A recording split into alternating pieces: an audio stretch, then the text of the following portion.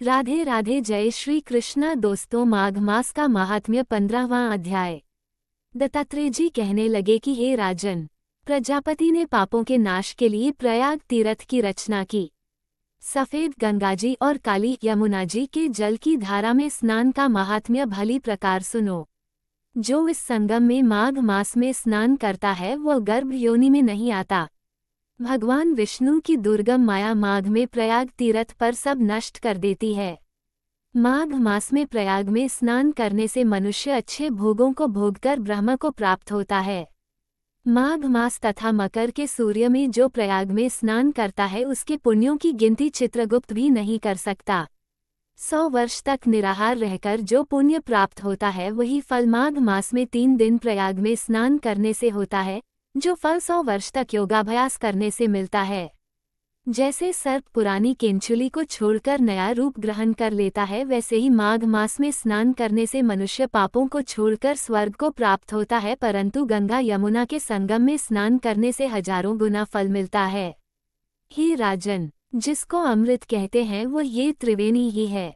ब्रह्मा, शिव, रुद्र, आदित्य, मरुदगण, गंधर्व, लोकपाल, यक्ष, गुह्यक, किन्नर, अनिमादि गुणों से सिद्ध तत्वज्ञानी, ब्रह्मानी, पार्वती, लक्ष्मी, शची, नैना, दिति, अदिति, संपूर्ण देव पत्नियां तथा नागों की स्त्रियों, घृताची, मेनका, उर्वशी, रंभा, तिलोत्तमा, अप्सरागण और सब पितर, मनुष्यगण कलियुग में गुप्त और सतयुगादि में प्रत्यक्ष सब देवता माघ मास में स्नान करने के लिए आते हैं। इन दिनों माघ मास में प्रयाग में स्नान करने से जो फल मिलता है वो ईश्वर ही कह सकता है, मनुष्य में कहने की शक्ति नहीं है। हजारों अश्वमेघ यज्ञ करने से भी यह फल प्राप्त नहीं होता। पूर्व समय में कांचन मालिनी ने इस स्नान का फल राक्षस को दिया था और इससे वह पापी मुक्त हो गया था। माघ मास महत्व। इस महीने में इन 5 कामों को करने से मिलता है मोक्ष। हिंदू कैलेंडर के अनुसार 11वां महीना माघ मास होता है। पौष पूर्णिमा के बाद इस माह का आरंभ होता है। माघ मास का शास्त्रों में भी विशेष महत्व बताया गया है।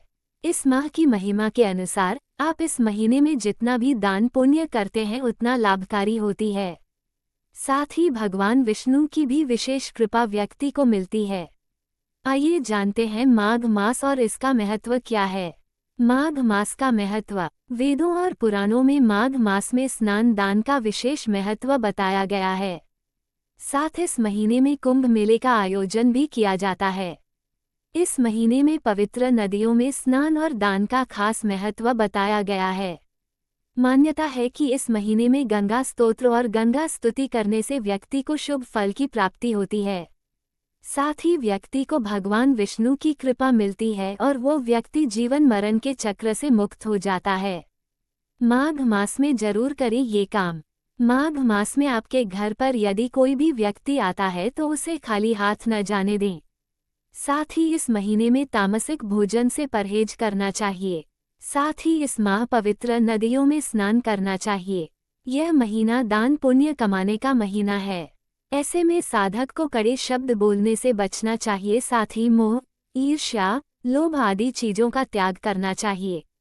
माघ मास में तिल और गुड़ का सेवन करना चाहिए। साथ ही इनका दान भी करना विशेष लाभकारी होता है। इस महीना भगवान विष्णु और भगवान कृष्ण की उपासना करना चाहिए।